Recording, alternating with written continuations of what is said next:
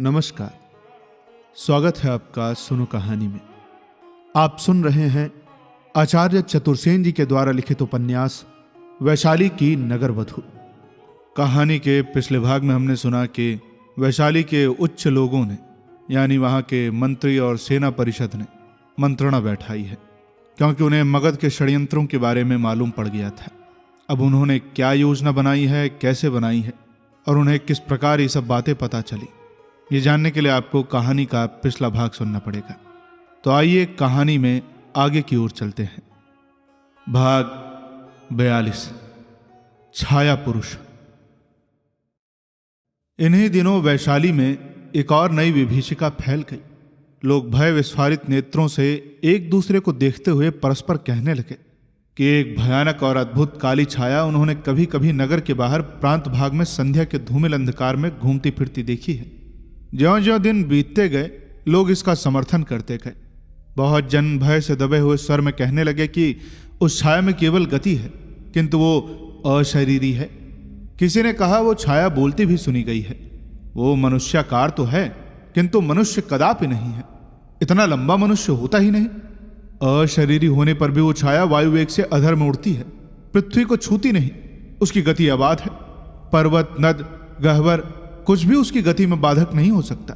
अनेक ने देखा है कि स्वच्छ चांदनी रात में वो छाया सुदूर पर्वत श्रृंगों के ऊपर से होती हुई वायु में तैरती सी वैशाली के निकट आती और कभी धीरे धीरे और कभी अति वेग से नगर के चारों ओर चक्कर काटती हुई लोप हो जाती है। बहुत लोग बहुत भांति की अटकलें उसके संबंध में कहने लगते। जिन्होंने देखा नहीं था वे अविश्वास करते और जिन्होंने देखा वे प्रतीति कराने लगे। फिर भी विश्वास हो चाहे ना हो, यह सूचना कहने वालों और सुनने वालों सभी के लिए भय का कारण बन गई थी। स्त्रियों में से भी कुछ ने देखा और वे भय से चीत्कार करके मूर्छित हो गई। बच्चे उस छाया की बात सुनते ही सकते की हालत में हो गए। एक बात अवश्य थी, इस छाया ने किसी का अनिष्ट नहीं किया था। नगर अंतरायण में भी वो नहीं घुसी थी। उसका दर्शन अधिकतर मरकटहृत, पलाशवन और वैघंटिक यक्ष निकेतन के निकट ही बहुधा होता था। किसी किसी ने उसे यक्ष निकेतन में प्रविष्ट होते भी देखा था। इससे लोग उसे यक्ष भी कहने लगे थे। युद्ध की विभीषिकाएं दिन दिन बढ़ती जाती थीं। इससे वैशाली में घर बाहर सर्वत्र एक घबराहट सी फैल जाती थी और ये लोक चर्चा होने लगी थी कि कोई न कोई अप्रिय अशुभ घटना जरूर होने वाली है। एक बात इस संबंध में और विचारणीय थी। प्रतिदिन चंपा के सेठी कृतपुण्य का पुत्र भद्रगुप्त सांध्य भ्रमण के लिए जिस ओर वड़वाश्व पर घूमने जाया करता था, उसी ओर वो छाया बहुधा देखी जाती थी। सबसे प्रथम सेठी पुत्र के साथियों ने ही उसे देखा भी था। सेठी पुत्र उसे देख अति भयभीत हो गया था।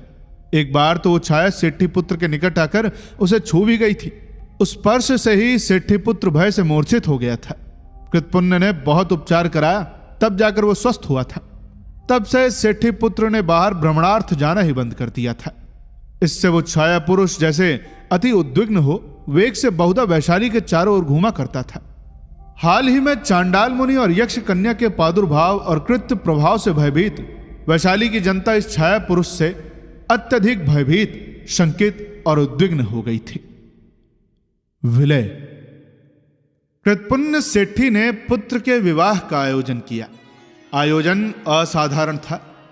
वैशाली ही के सेठी जेठक धनंजय की सुकुमारी कुमारी से कृतपुण्य सेठी के पुत्र का विवाह नियत हुआ था। कृतपुण्य सेठी के धन वैभव का अंत नहीं था। उधर सेठी जेठक धनंजय भी उस समय जम्बूद्वीप भर में विख्यात धन कुबेर था। उसकी किशोरी कन्या मृणाल केले के नवीन पत्ते की भांति उज्ज्वल, कोमल और सुशोभनीय किशोरी थी। सेठी जेठक के रत्न भंडार में सहस्त्र कोटि भार स्वर्ण था, ऐसा सारा ये वैशाली का जनपद कहता था। इस विवाह की वैशाली में बड़ी धूम थी, बड़ी चर्चा थी। दूर दूर के कला निपुष पुरुष, नृत्य संगीत में विलक्षण वैश्याएं और विविध भांति के आमोद प्रमोद और शोभा के आयोजन एकत्र किए गए थे। इस विवाह की धूमधाम, मनोरंजन और व्यवस्थता के कारण एक बार वैशाली की जनता का ध्यान उस छाया पुरुष से सर्वथा ही हट गया था। विवाह संपन्न हो गया। कृतपुण्य पुत्र वधू को लेकर मंगल उपचार करता और बहू पर रत्न लुटाता हुआ घर आ गया। पुत्र और पुत्र वधू की मधुरात्रि मनाने के लिए उसने सर्वथा नवीन एक कौमुदी प्रसाद का निर्माण कराया था। उस प्रासाद में उसने समस्त जम्बूद्वीप में प्राप्य सुख सामग्री संचित की थी। उसी कौमुदी प्रासाद में वधु के गृह प्रवेश का उत्सव मनाया जा रहा था। नगर के गणमान्य सेठी, सामंत पुत्र और राजपुरुष आकर हंस हंसकर सेठी पुत्र को बधाई देते, भेंट देते और गंधपान से सत्कृत होते अपने अपने घर जा रहे थे। पौर जानपद जनों का षड्रस व्यंजन परोसकर भोज हो रहा था। ब्राह्मणों को कौशेय, शाल, दुधारू गाय, स्वर्ण अलंकृत दासियां और स्वर्णदान बांटा जा रहा था।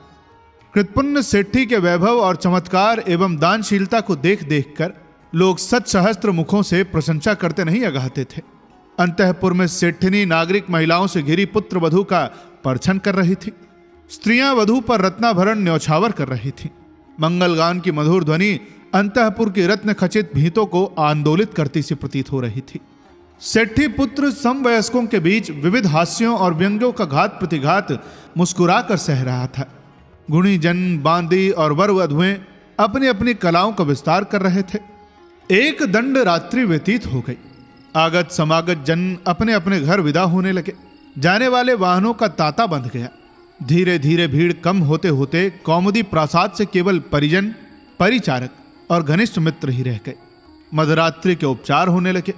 कौमुदी प्रासाद के शयन ग्रह और मधुशैया पर श्वेत पुष्पों का मनोरम श्रृंगार किया गया था। मित्रों से विदा होकर सेठी पुत्र सुवासित तांबूल चबाता हुआ शयन कक्ष में प्रविष्ट हुआ। अनंग देव का प्रथम प्रहार उसके प्राणों को विवल कर रहा था। उसके स्वस्थ सुंदर स्वर्ण अंग पर धवल कौशेय और धवल ही पुष्पमाला सुशोभित थे। उसके नेत्र औत्सुक्य, आनंद और काम मत से विवल हो रहे थे। नववधू को समवयस्का सखियों ने लाकर शयन कक्ष में एक प्रकार से धकेल दिया। वे कपाट संधि से झांककर एक दूसरे को नोचने लगी। पुष्पभार से निमिति धनंजय सेठी जेठक की सुकुमार कुमारी द्वितीया के चंद्र की शोभा धारण करती हुई से शयन कक्ष में व्रीड़ा से जड़ सी खड़ी रह गई।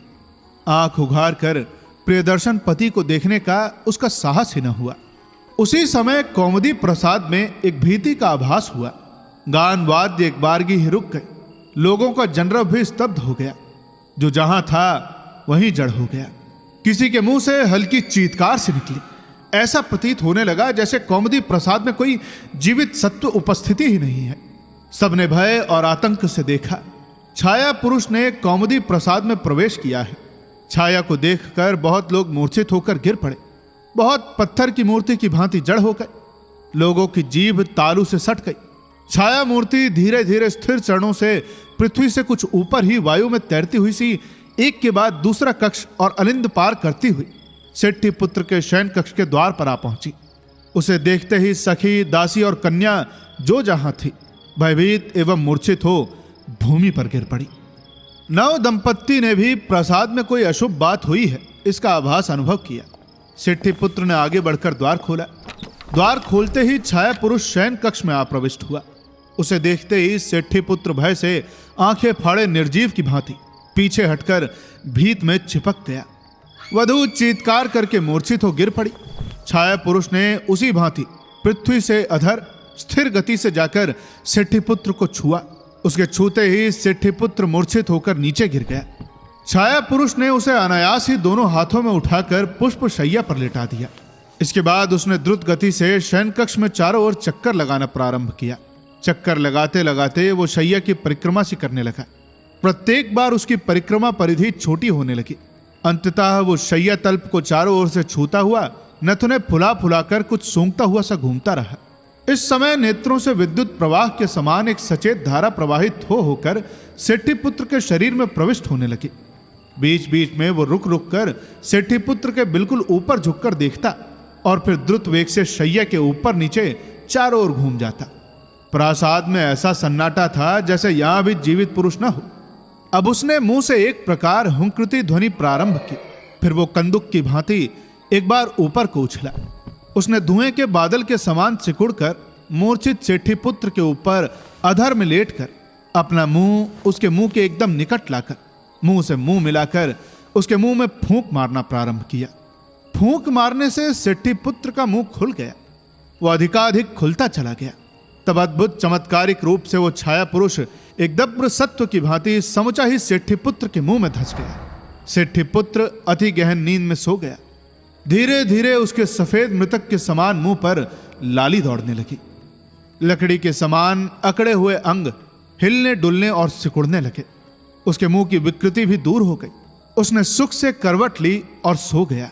मूर्छित वधू भूमि पर पड़ी रही। छाया पुरुष का कोई चिन्ह कक्ष में न रह गया। इस अद्भुत अतर्क घटना का कोई साक्ष्य भी न था। असमंजस। बहुत भोर में वधू की निद्रा, तंद्रा या मूर्छा भंग हुई। वह हड़बड़ाकर उठ बैठी। उसने हचकचाकर रात की अकल्पनीय घटना पर विचार किया। फिर उसने भयभीत दृष्टि कक्ष में घुमाई। कोई भी अप्रिय असाधारण बात नहीं थी। रात में देखे हुए छाया पुरुष का वहां कोई चिन्ह भी न था। उसकी दृष्टि सबोर से हटकर मृदुल पुष्प शैया पर सोते हुए सेठी पुत्र पर गई। उसे गाढ़ निद्रा में सोता देख वह आश्वस्त हुई। उसने अपने वस्त्र ठीक किए। कक्ष के एक गवाक्ष से झांक कर देखा तो उषा का उदय हो रहा था। वो डरती डरती सेठी पुत्र की शैया के निकट गई। जब उसे भली भांति विदित हो गया कि वो प्रगाढ़ निद्रा में सो रहा है तो आंख भरकर पति को देखती रही। उसके सौंदर्य पर वो मोहित हो गई। उसके सुख निद्रा से भय की रेखाएं दूर हो गईं। वो वहां से हटकर गवाक्ष के निकट बड़े से मुकुर के सामने आ खड़ी हुई। पुष्पिता लता के समान अपनी ही शोभा पर मन ही मन वो गर्वित हुई। उसने एक बार शैया पर सोते हुए पति के सुकुमार शोभा के खान अंग पर दृष्टि डाली। एक मधुर उज्जवल हास्य रेखा उसके होठों में फैल गई। इसी हास्य रेखा से उसकी उस भयानक मधुरात्रि का सब लेखा जोखा समाप्त हो गया। वो शांत, स्निग्ध और शुभ दृष्टि से कक्ष की बहुमूल्य सजावट को देखने लगे। इसी समय दासी ने द्वार पर आघात किया। वधू ने धीरे से आकर द्वार खोल दिया। वधू को मुस्कुराता तथा सेठी पुत्र को सोता देख दासी ने मृद हास्य हंसकर वधू को बाहर आने का संकेत किया। बाहर आने पर स्त्रियों के झुरमुट ने उसे घेर लिया। सबके मुंह पर औत्सुक्य, घबराहट और चिंता की रेखाएं थीं। सभी ने एक दूसरे से आंखों में ही कुछ पूछा। सभी ने वधू की भाव भंगिमा से समझा कि रात की विभीषिका से वधू सर्वथा अज्ञात प्रतीत होती है। इसी समय सेठी कृतपुण्य पुत्र पुत्र करता हुआ वहां आया और पुत्र के शयन कक्ष में घुस गया। वहां पुत्र को सुख से सोते हुए और वधू को स्वाभाविक देख वह हर्षोन्माद से नाच उठा। प्रथम संकेत से और फिर खुलकर अब रात की बातें होने लगी। जिस जिसकी मूर्छा भंग होती गई उठकर वही एकत्र होने लगा। प्रश्न यह था कि वो छाया मूर्ति थी क्या? वो वहां वास्तव में आई भी थी या फिर भ्रम या स्वप्न था? यदि वो आई थी तो गई कहां? सारा ही घर प्रथम फुसफुसाहट और फिर कोलाहल से भर गया। उस कोलाहल को सुनकर सेठी पुत्र की नींद भी खुल गई।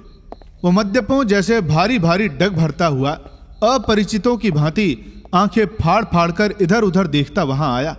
कृतपुण्य पुत्र को देखकर दोनों हाथ फैलाकर उसकी ओर दौड़ा और उसका आलिंगन करके कहा, पुत्र, क्या तूने भी रात को कोई विभीषिका देखी? सेठी पुत्र ने विचित्र दृष्टि से सेठी की ओर देखा, तनिक मुस्कुराया। ब्राह्मण पुरोहित ने कहा, गृह पति, वो छाया पुरुष वास्तव में एक दुस्वप्न था। मैं अभी पुष्चरण करता हूं तथा अर्थ पाठ करके उसकी शांति करता हूं। तुम पुत्र और वधू को अधिक असुविधा में मत डालो। सेठी ने बहुत ऊंच नीच दिन देखे थे। उसने भी जब देखा कि घर में सब कुछ ठीक ठाक है तो कुछ कहना सुनना ठीक नहीं समझा। वो पुत्र और वधू के अंग संस्कार, स्नान आदि की सुविधा देने के विचार से अपने कक्ष में चला गया। पीठ मर्दकों, अवमर्दकों और सेवकों द्वारा सेवित स्नान वसन भूषण से सज्जित सेठी पुत्र जब प्रासाद के बाहर अपने कक्ष में आया तब सब वयस्कों ने उसका सस्मित प्रीति संबोधन किया। कुछ ने संकेत से रात्रि का हालचाल पूछा। उनमें से जो रात की विभीषिका से अवगत थे उन्होंने संकेत से सेठी पुत्र से रात की बात पूछने से निषेध किया। सेठी पुत्र ने केवल मंद मुस्कान से ही मित्रों के प्रश्नों का उत्तर दिया, परंतु उसकी दृष्टि में कुछ विचित्रता सभी ने लक्ष्य की थी। एक ने कहा, मित्र, क्या इतना आसव ढाल लिया? दूसरे ने कहा, नहीं नहीं रे, जागरण का प्रभाव है। क्या मित्र, सुख से तो रात बीती। अब सेठी पुत्र ने मुंह खोला। उसने कहा, वड़वाश्व। ये शब्द सुनकर अब सब उपस्थित चौंक उठे। बिल्कुल अपरिचित स्वर था। उसका घोष भी अमानुष था, जैसे सुदूर पर्वत श्रृंगों को चीर कर कोई ध्वनि आई हो। मित्रगण सेठी पुत्र के मुंह की ओर देखने लगे। उसने एक बार फिर उसी भांति वड़वाश्व कहा और उठ खड़ा हुआ। उसकी रुखाई और चेष्टा ऐसी थी जैसे वो किसी को नहीं पहचानता हो अथवा वो उन सब की उपस्थिति से ही अज्ञात हो। सभी एक दूसरे के मुंह की ओर देखने लगे, पर सेठी पुत्र उठकर कक्ष से बाहर चल दिया। दो एक पार्श्ववद पीछे दौड़े। उसके चलने का ढब भी निराला था। पार्श्ववदों ने समझा कि सेठी पुत्र ने बहुत मद्य ढाल ली है, इसी से पैर डगमगा रहे हैं, वो कहीं गिर न जाए, इसी से एक ने उसे थाम लिया। उसे संकेत से निवारण करके उसने उसी स्वर में फिर कहा, वड़वाश्व। इधर जब से छाया पुरुष की विभीषिका फैली थी तथा भ्रमण काल में एक बार छाया पुरुष ने उसे छू लिया था, तब सेठी कुमार का वाड़वाश्व पर वायु सेवनार्थ भ्रमण रोक लिया गया था। आज अकस्मात से अतर्क रीति से वाड़वाश्व की इच्छा इस आग्रह से व्यक्त करने पर सेवक विमूढ़ हो गया। एक बात और थी, सेठी पुत्र में पूर्व का मार्दव विनयशील संकोच न था। एक अभूतपूर्व दबंगपन और दुर्धर्ष वेग उसकी वासना शक्ति का उसके नेत्रों से प्रवाहित हो रहा था। सेवक उस आज्ञा की अवहेलना नहीं कर सका, वह अश्व लाने को दौड़ गया। दूसरा सेवक भयभीत होकर गृहपति को सूचित करने दौड़ गया। गृहपति सेठी दौड़ा आया। उसने पुत्र को भ्रमण के लिए जाने का निषेध किया, पर सेठी पुत्र ने मुस्कुराकर गृहपति की ओर देखा। उस विलक्षण दृष्टि से सेठी घबरा गया।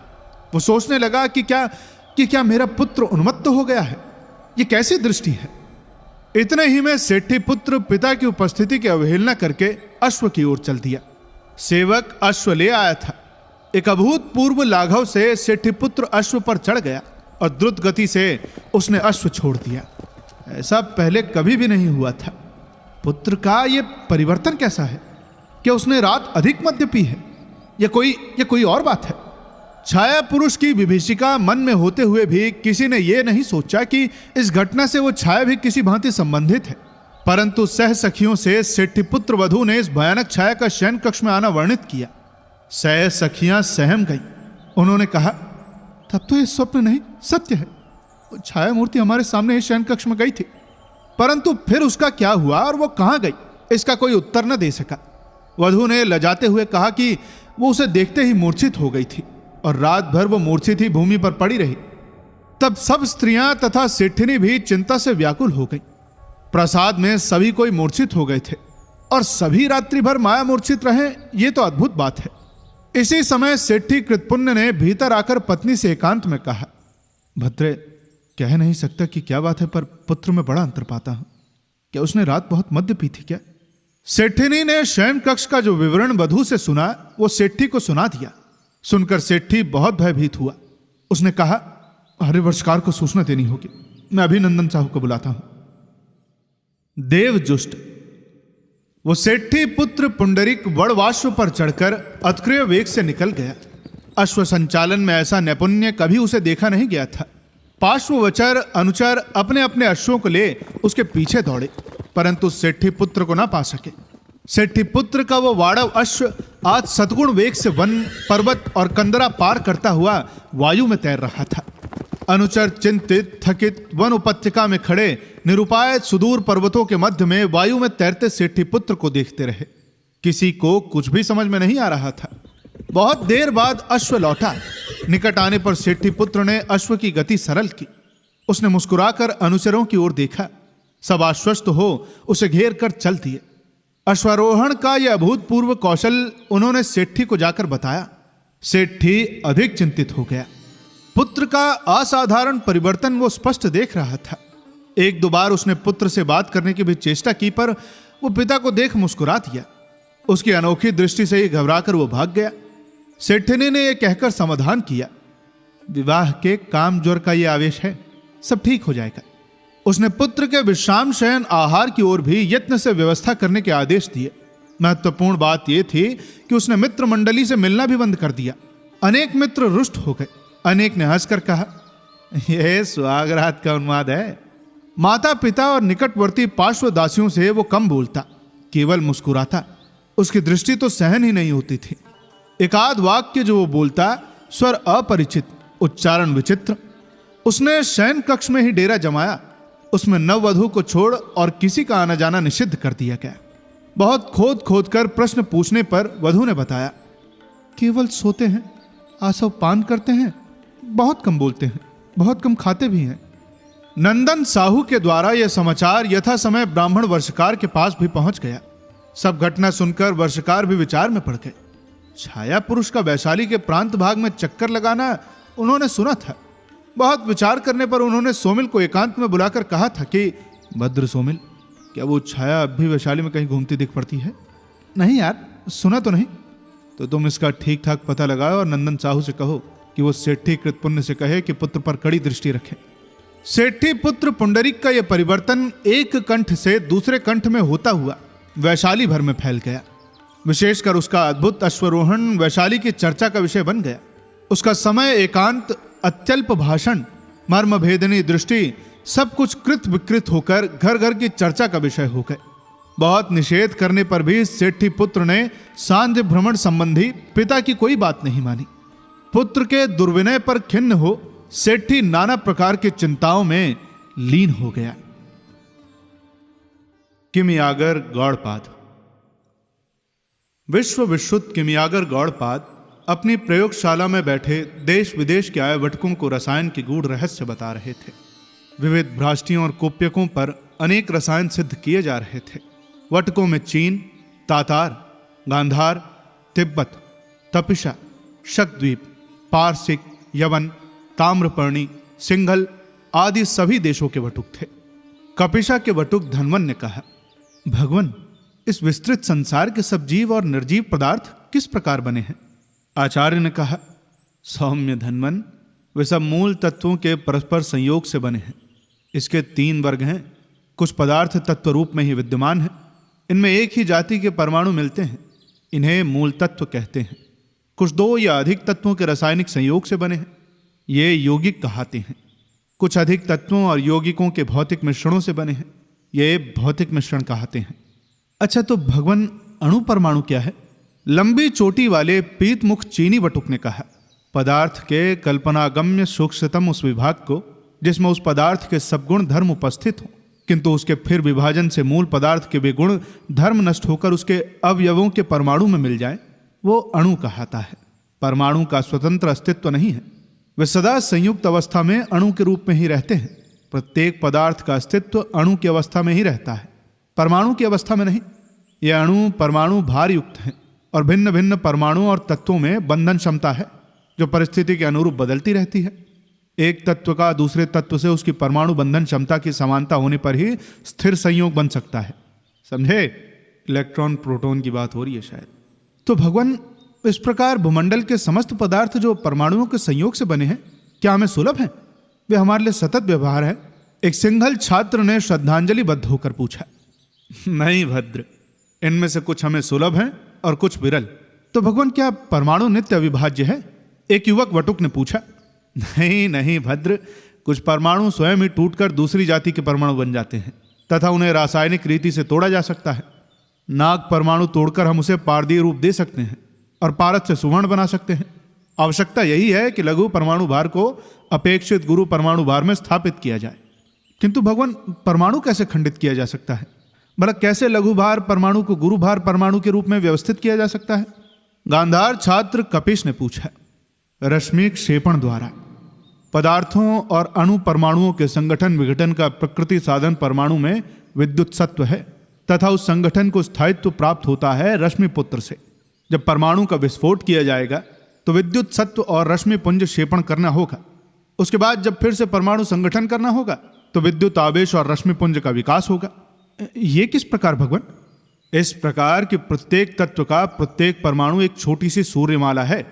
तुम जानते हो भद्र कि पृथ्वी आदि संपूर्ण ग्रह अपने विशिष्ट वृत्तों में सूर्य की परिक्रमा करते हैं। सूर्य रूप भी स्थिर नहीं है। इसी प्रकार समस्त विद्युत सत्व रश्मि पुंज की परिक्रमा करते हैं। इससे रश्मि पुंज और विद्युत तत्व परमाणुओं का अत्यल्प स्थान व्याप्त कर पाते हैं। उस व्याप्त स्थान की अपेक्षा परमाणु का बहुत सा अंतराकाश ठोस से ठोस परमाणु में शून्य रहता है। इसी से तो हम कहते हैं कि अणु रणयान महतो महियान। तो भगवान, हम क्या शून्य को ही आकाश समझे? शून्य तो नहीं है पर तत्व नहीं है ना। आकाश यदि तत्व है तो वो नहीं है। फिर भगवान, वही आकाश परमाणु में भी व्याप्त व्याख्यात हुआ है। सो यदि वो शून्य है तो वो आकाश तत्व नहीं है। एक मागध छात्र ने शंका की। नहीं भद्र, आकाश शून्य का नाम नहीं है। आकाश तत्व एक अति सूक्ष्म तरल पदार्थ है। यह तरल पदार्थ भूमंडल के बाहर भी व्याप्त है, भीतर भी है। ग्रहों, नक्षत्रों और उनके मध्यवर्ती आकाश से लेकर ठोस से ठोस पदार्थों के अणुओं में, यहाँ तक कि परमाणु में भी व्याप्त है। यह सब सचराचर विश्व उसी द्रव सत्व के अथाह समुद्र में रह रहा है। उसी से विद्युत सत्व में शक्ति, प्रकाश में आलोक प्रवाह और भूतत्व में स्थिर आकर्षण स्थापित है। तो भगवान, जड़ पदार्थ और शक्ति में सामंजस्य किस प्रकार है? तिब्बत के एक छात्र ने पूछा। पदार्थों के पुत्र दो ही तो स्वरूप हैं, या तो जड़ स्वरूप या शक्ति स्वरूप। जड़ पदार्थ वे हैं जिनमें भार और विस्तार, ये दो गुण समवाय संबंध में रहते हैं। शक्ति में कार्य क्षमता है, पर वो जड़ पदार्थ के आश्रय से रहती है। प्रत्येक पदार्थ की तीन अवस्थाएं हो सकती हैं, घन, द्रव और वाष्प। ये तीनों अवस्था ताप शक्ति के कारण है। घन का प्रधान गुण काठिन्य है, द्रव का गुण समतल होना और वाष्प का जितना स्थान उसे मिले सब में व्याप्त हो जाना। ये जड़ पदार्थ अविनाशी है, उनके केवल रूपों का परिवर्तन होता है। ये शक्ति स्वरूप पदार्थ क्या है भगवान? ताम्रपर्णी के एक छात्र ने कहा, बल, ताप, प्रकाश और विद्युत सत्व ये चार प्रमुख शक्ति पदार्थ हैं। पदार्थ के अणुओं की गतिज शक्ति को ताप कहते हैं। प्रकाश सीधी रेखा में गमन करता है, उस रेखा को रश्मि कहते हैं। विद्युत सत्व और बल नियामक पदार्थ है। तो भगवान, जब हम विद्युत सत्व और रश्मिपुंज क्षेपण से नाग परमाणु तोड़कर पारद और पारद से सुवर्ण बना सकते हैं, तो फिर पारद ही से सुवर्ण क्यों न बना लिया जाए? पारद तो सुलभ है, किंतु सौम्य, जब नाग परमाणु विघटित होगा तो हमें पारद परमाणु उससे विघटित प्राप्त होगा। पारद में वो संगठित है, अतः उसे विघटित करने में हमें बड़ी बाधा यह है कि वो विघटित होते होते और ताम्र में लय होते होते रश्मिपुंज क्षेपण प्रक्रिया के कारण उड़ जाता है। उसे अग्नि स्थिर करने में अधिक परिश्रम करना पड़ता है। इसी से नाग परमाणु विघटित करके और उसे पारद परमाणु का रूप देकर ताम्र विलय करना अधिक उपादेय है। फिर वो नाग पारद विघटित परमाणु विद्युत सत्व एवं रश्मिपुंज प्रतिवाहित हो शक्ति, बल और अवस्थान के अनुक्रम से शत सहस्त्र लक्ष कोटि कोटि वेधी हो जाता है। किंतु यदि पारद ही को अग्नि स्थिर किया जाए तो पहले उसे क्षार, अम्ल, लवण, मूत्र, पित्त वैसा विष वर्ग में स्नान कराना होगा। उसे केंचुली रहित और बुभुक्षित करना होगा। बुभुक्षित होने पर उसे स्वर्ण जीर्ण कराकर उसका बीजकरण करना होगा, तब वो भी शत सहस्त्र लक्ष कोटि वेदी होगा। उसके लिए उसे खोटबद्ध करना होगा। फिर वो ताम्र तार वंग को वेद करेगा। लोह वेद क्या रसायन की इति है भगवान? नहीं पुत्र, वो तो परीक्षण माप है। रस सिद्ध होने पर जब देखो कि उसने लोह वेद कर लिया है, तब उसे भक्षण करो। देह वेद सिद्ध हो गया। देह सिद्ध पुरुष के क्या लक्षण है भगवान? पुत्र, देह सिद्ध पुरुष अत्यक्त शरीर होते हैं। ये शरीर ही भोगों का आश्रय स्थल है, परंतु वो स्थिर नहीं है। ये देह लोह सिद्ध रसायन ही उसे स्थैर्य देता है। काष्ठोष धनाग में, नाग वंग में, वंग ताम्र में, ताम्र तार में, तार स्वर्ण में और स्वर्ण पारद में लय होता है। सो यह सिद्ध धातु वेदी शरीर वेदी पारद शरीर को अजर अमर करता है। स्थिर देह पुरुष अभ्यासवश अष्ट सिद्धियों का अनुष्ठाता, परम ज्योति स्वरूप, अमल, गलितानल्प विकल्प, सर्वार्थ विवर्जित होता है। उसके भ्रुकुटी के मध्य के प्रकाश तत्व और विद्युत सत्व अधिष्ठित हो जाता है। उसी में दृष्टि को केंद्रित करके वो सचराचर सब जगत को प्रत्यक्ष देख पाता है। वो सब क्लेशों से रहित, शांत और स्वयंवद्य और अमिधायु हो जाता है। किंतु भगवान, क्या वृद्धावस्था और मृत्यु जीवन का अवश्यंभावी परिणाम नहीं? क्या वो नियत समय पर शरीर को आक्रांत नहीं करती? क्या वो किसी प्रकार टाली जा सकती है क्या? तिब्बत के पीतकेशी एक वटुक ने प्रश्न किया। आचार्य ने कहा, सौम्य, वृद्धावस्था और मृत्यु एक रोग है, शरीर के अवश्यंभावी परिणाम नहीं। वे युक्ति और रसायन द्वारा टाले जा सकते हैं। शरीर जिन अवयवों से बना है, उनमें अनेक धातु और खनिज पदार्थ हैं, जिनका शरीर के पोषण में निरंतर व्यय होता रहता है। सौम्य, युक्ति से इन पदार्थों के मूल अवयव शरीर में जीर्ण करने से यही शरीर चिरकाल तक स्थिर अमितायु हो जाता है। अप्रत्याशित। महारासायनिक किमियागर गौड़पाद जिस समय देश विदेश के वटकों को रसायन के गूढ़ गहन तत्व समझा रहे थे और अजर अमर होने के मूल सिद्धांतों की गूढ़ व्याख्या कर रहे थे, तभी उन्हें हठात एक अप्रत्याशित कंठ स्वर सुनाई दिया। शताब्दियों पूर्व शुद्ध विशुद्ध अप्रत्याशित कंठ स्वर सुनकर आचार्य गौड़पाद चमत्कृत हुए। उन्होंने आंख उठाकर देखा कि सेठी पुत्र पुंडरिक भद्रवसन धारण किए सम्मुख खड़ा मुस्कुरा रहा है। आचार्य के दृष्टि निक्षेप करते ही सेठी पुत्र की आंखों में एक विद्युत प्रभा निकल आचार्य को आंदोलित कर गई। उन्हें फिर वही अप्रत्याशित शताब्दियों पूर्व शुद्ध कंठ स्वर सुनाई दिया। गौड़पाद, एक चुंबकीय आकर्षण के वशीभूत होकर गौड़पाद भ्रांत हो दौड़कर सेठी पुत्र के चरणों में लकड़ी के कुंदे की भांति गिर पड़े। युवक सेठी पुत्र ने लाल लाल उपानत से अपना कमनीय चरण निकाल अंगुष्ठ के नख से आचार्य का भूपतित मस्तिष्क छूकर कहा, उत्तिष्ठ। गौड़पाद उठकर बधांजलि हो स्तवन करने लगे। वटुक आश्चर्य से मूढ़ बने खड़े रहे और यह अघटित घटना देखने लगे। सेठी पुत्र ने हाथ उठाकर वटुकों को वहां से चले जाने का संकेत किया। भय, विस्मय और आश्चर्य से हतबुद्धि वटुक वहां से भाग गए। एकांत होने पर सेठी पुत्र ने एक आसन पर बैठकर गौड़पाद को भी सामने बैठने का आदेश दिया। दोनों में परिष्कृत संस्कृत में बातें होने लगी, परंतु यहां हम अपनी भाषा में सुनेंगे। गौड़पाद ने कहा, देवाधिदेव यहां? तूने क्या देखा नहीं था? देखा था देव। तो आया क्यों नहीं? संदेह में रहा देव। सोचता था कि अब मैं नहीं रहा क्या? नहीं देव, यही विचारता रहा कि देव यहां क्यों। तो क्या वैशाली मेरे लिए अगम्य है रे? नहीं देव, देव के लिए ब्रह्मांड गम्य है, परंतु वैशाली का भाग्योदय क्यों? ये भंडकृत पुण्य कालिका द्वीप से मेरा बहुत सा रत्न भंडार और वाड़वश्व हरण कर लाया है। इसीलिए देव दैत्य पूजित श्रीमंथान भैरव का इस लोक के मृत्यु शरीर में आगमन हुआ। नहीं रे गौड़पाद, मैं तो कौतूहलाक्रांत भी हूं। कैसा देव? अम्बपाली का रे, अभिरमणीय है ना? है तो, किंतु काकड़ी नहीं है। देख लिया है क्या तूने? ठीक देखा है देव। तो दर्शनीय है सही? हाँ, दर्शनीय तो है। देखूंगा फिर। एक और स्त्री है देव। काकड़ी है?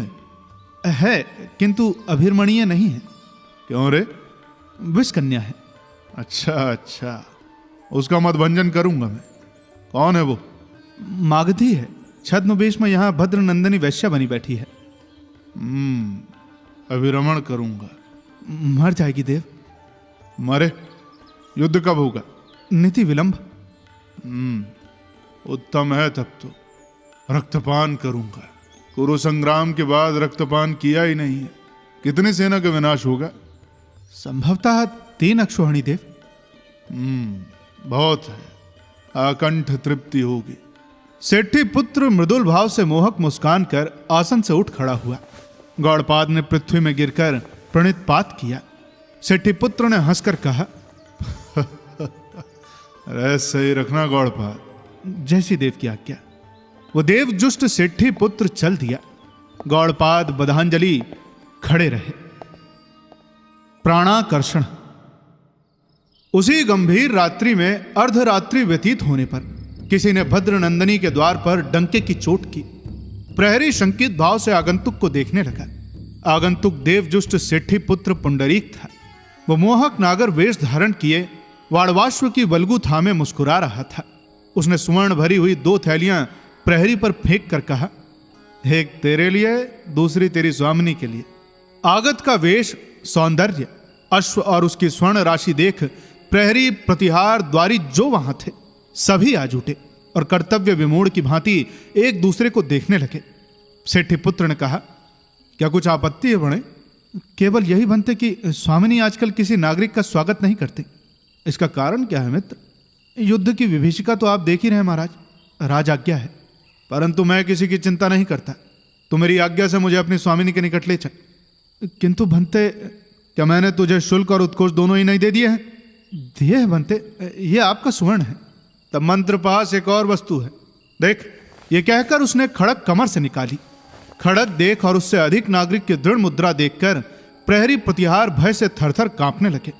उसके प्रधान ने कहा, भंते देखिए, हमारा अपराध नहीं है, हम तो स्वामिनी के अधीन हैं। मैं तेरी स्वामिनी का भी स्वामी हूं रे, सेठी पुत्र ने कहा और उन्हें खड़क की नोक से पीछे धकेलता हुआ ऊपर चढ़ गया। इस पर एक प्रतिहार ने दौड़कर मार्ग बताते हुए कहा, इधर से भंते, इधर से। नग्न खड़क लिए एक तरुण सुंदर नागरिक को आते देख दासियां भय शंकित हो पीछे हट गईं। नागर हंसता हुआ कुंडनी के सम्मुख जा खड़ा हुआ। कुंडनी ने किंचित कोप से कहा, आपको राज नियम की भी चिंता नहीं है भंते? नहीं सुंदरी, मुझे केवल अपनी ही चिंता रहती है, किंतु मैं आपका स्वागत नहीं कर सकती। ओह प्रिय, मैं इस थोथे शिष्टाचार की परवाह नहीं करता। बैठो तुम। किंतु मैं बैठ नहीं सकती। तुम नृत्य करो। आप भद्र हैं, किंतु आपका व्यवहार अभद्र है। यह तो प्रिय मैं तुमसे भी कह सकता हूं। किस प्रकार? मैंने तुम्हारा शुल्क दे दिया है। आज रात तुम मेरी वर्षवर्तिनी हो। मैं जिस भांति चाहूं तुम्हारे विलास का आनंद प्राप्त कर सकता हूं। तो आप क्या खड़ग की नोक चमकाकर विलास सानिध्य प्राप्त करोगे? नागर हंस पड़ा। उसने खड़ग एक और फेंक कर कहा, ऐसी बात है तो ये लो प्रिय, परंतु मेरा विचार था कि खड़ग से तुम आतंकित होने वाली नहीं है। कुंडनी समझ गई कि आगंतुक कोई असाधारण पुरुष है। उसने कहा, तो बनते यदि आप बलात्कार ही किया चाहते हैं तो आपकी इच्छा। बलात्कार क्यों प्रिय? जितना अधिकार है उतना ही बस। तो भद्र, आप क्या पान करेंगे? मैं सब कुछ करूंगा प्रिय। आज की रात्रि महाकाल रात्रि है। तुम्हारी जैसी विलासनी के लिए एकाकी रहने योग्य नहीं। फिर आज मैं बहुत प्रसन्न हूं। अब मैं तुम्हारे सानिध्य में और भी प्रसन्न होना चाहता हूं। कुंडनी विमूढ़ की भांति आगंतुक का मुंह ताकने लगी।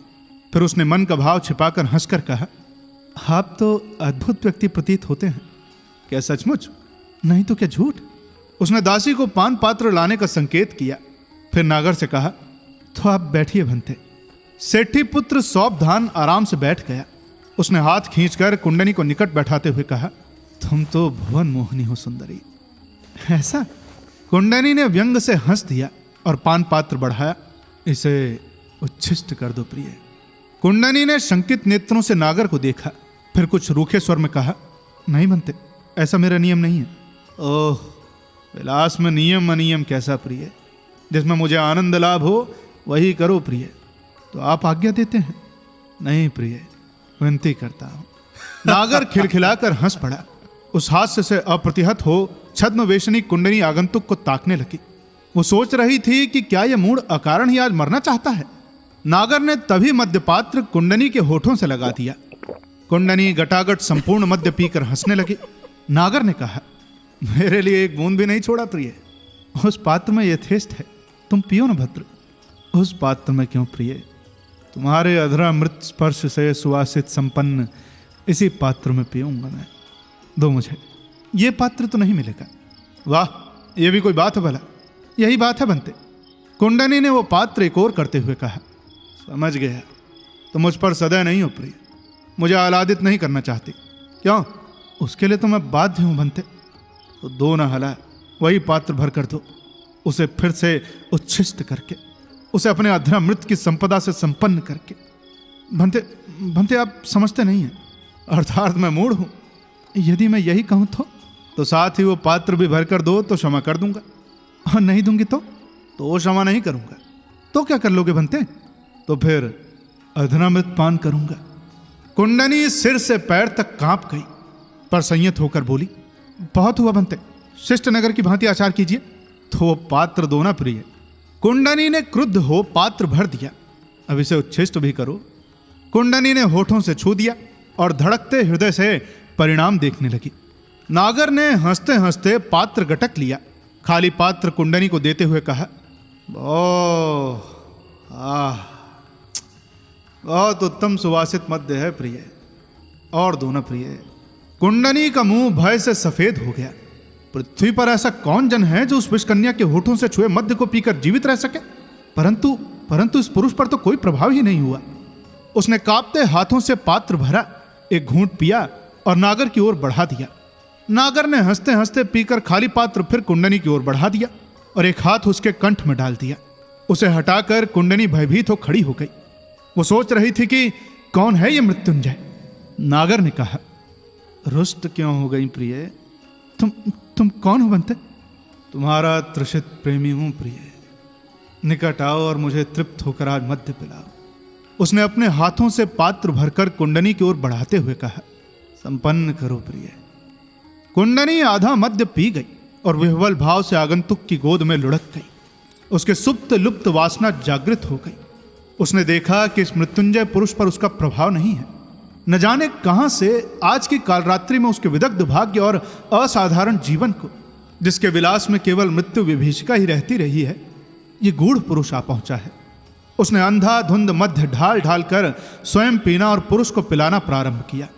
अंततः अवश्य हो आत्मसमर्पण के भाव से वह अर्ध निमिलित नेत्रों से एक चुंबन की प्रार्थना सी करती हुई उसकी गोद में लुढ़क गई।